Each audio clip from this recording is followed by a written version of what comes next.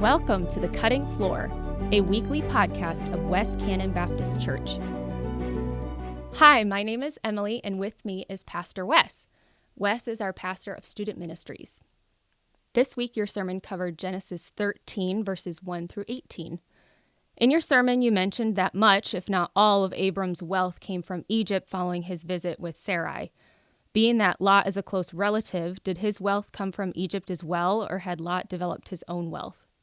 If we look into the text, it would seem that Lot gained his wealth from his closeness to Abram. So Abram was blessed by Pharaoh as he sent him out and gave him gifts and multiplied his possessions. So given that Lot belonged to Abram, it would seem that that's where he got his from and not from anywhere else preceding their time in Egypt. Is Abram's settling in Mamre after God told him to walk in the land in verse 18 the same disobedient settling that Terah did in Haran back in Genesis chapter 11?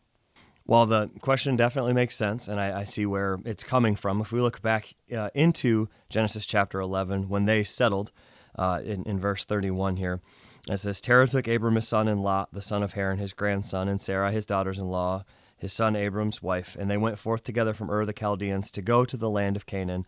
But when they came to Haran, they settled there. The days of Terah were 205 years, and Terah died in Haran.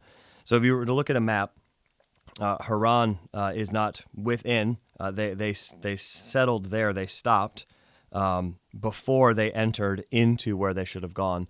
And then they settled, and that word is giving more of a permanent establishment.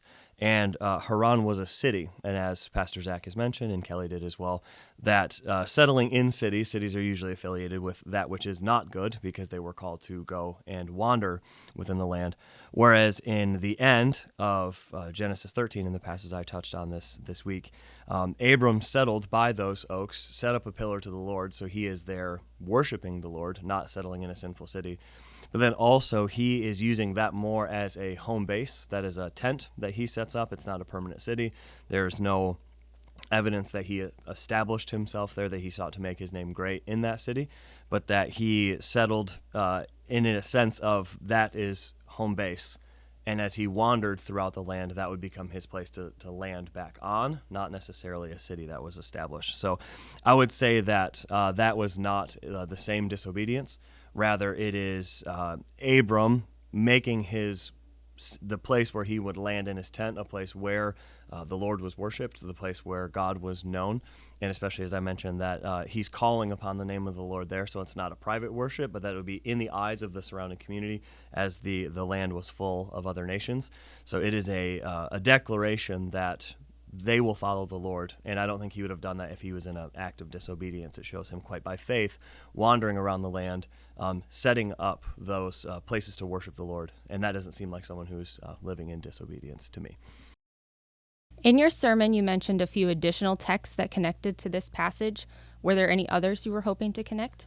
Yes, so in the end, I referenced Romans chapter 4, which I was not able to get out all that I wanted to out of that text, mainly because I ran out of time. And so I pushed through it and didn't really get to speak to all that I desire to.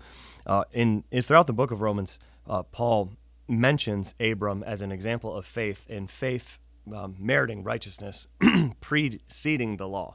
And so in Romans, the Judaizers and others were false teaching and believing that you had to have faith plus circumcision in order to be saved. And so Paul writes, using Abram as his justification for his argument, that righteousness was given by faith before the law and before circumcision. And so in Romans chapter 4, he mentions in the tail end of this opening passage in verse 12, he says, and to make him the father of the circumcised who are not merely circumcised, but who also walk in the footsteps of faith that our father Abraham had set before he was circumcised. So Abram, in our text, was given the promise of the seed of this great nation that was going to come from him. And Paul, though Abram didn't know this at the time, looking back and through the inspiration of the Holy Spirit, saw that this seed was not just a physical seed, not just a physical family, but that it also was a spiritual family, that Abram was the one who is going to be used by the Lord through the book of Romans to be the example of belief in God and his promises is what gains righteousness, is what merits you salvation. Therefore, this seed that he was given was not merely physical, but also a spiritual seed. And what makes that really cool is on this side of history that we can see that Jesus is the ultimate fulfillment of that promise. So Jesus descended from this family physically, but Jesus also is the spiritual realization of this, the capital S seed, as I mentioned, that he is the Messiah who was promised to come and is the one who actually who gave us our justification by shedding his own blood. And so while Abram was just a picture, we on this side of history get the benefit of seeing the reality of Christ being both the greatest physical realization of the seed promise, but also the greatest spiritual realization of the seed promise, which is really beautiful and shows that the Bible is one interconnected story. And it's very easy to separate into Old Testament and New Testament. Old Testament is God with Israel. New Testament is Jesus and the church. But it's one long story telling us the same thing, that if you believe in God and his promises, you can be credited righteousness. You can be given righteousness that is not your own. And that's really beautiful. And while Abram wouldn't have known that, and while you're preaching Old Testament narrative and historical narrative, you can't break the glass ceiling, as it were, and always be like, and now look at Jesus and look so far ahead. So I didn't have time to fully develop all of that, but I think it's still good for us to see the story as so connected all the way from Genesis into Romans. And the other passage that I wanted to highlight was out of Hebrews, and this is mainly because we're teaching this in youth group, and so Hebrews is regularly in my mind because we're talking about it a lot. And in it, in the chapter of the heroes of the faith, it mentions Abram, and I thought this was applicable to what we were talking about, but again, running out of time.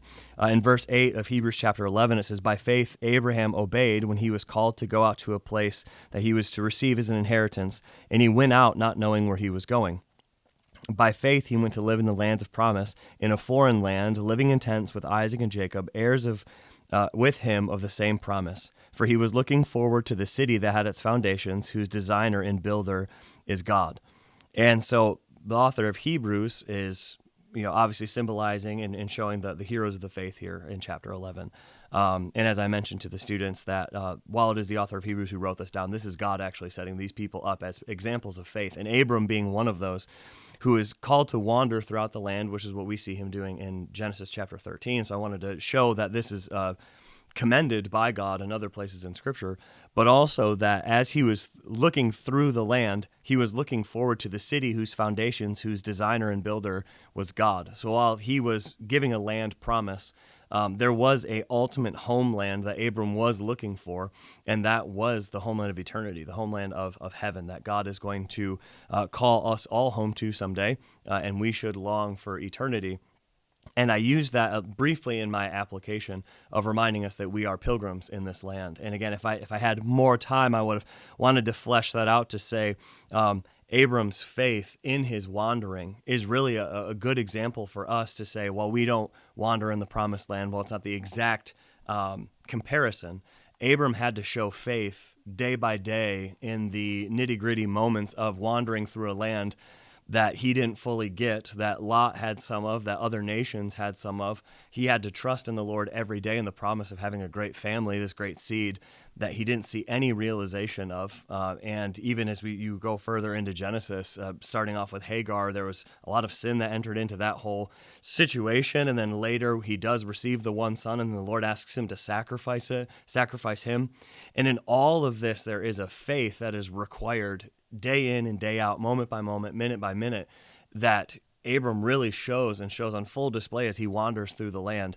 And we likewise as believers need to learn from that and say, day by day, as we walk through this world and as we're looking forward to eternity, we have to have that faith moment by moment, in the nitty gritty, in the daily, as we see that God promises, I'm working all things together for good, and yet there's pain, there's loss, there's suffering. We have to choose to believe that day by day, moment by moment, much like Abram did. And so if I had the time, I would have loved to unpack that to be more on the ground and practical at the understanding of a pilgrim, because we don't think about it that way. In our context, pilgrims came on the Mayflower, but that's not how we should be understanding it. We should be understanding it as us. We don't belong here on this earth forever. And so our time here should not be where we look for satisfaction. It should not be where we look for ultimate fulfillment. We should always be longing for that which is coming, for a greater realization of the promised land that we will receive when we enter into eternity. And so I would have loved to have more time to unpack that, but there just wasn't the time in the sermon. And I thought both of those texts were really helpful in lending to our understanding of Genesis 13 and Abram as he is shown in the text. If you have any questions from the sermon or the sermon passage that you would like to have answered on the podcast, please email them by 8 a.m. on Tuesday morning to questions@westcannon.org. We'll see you next week.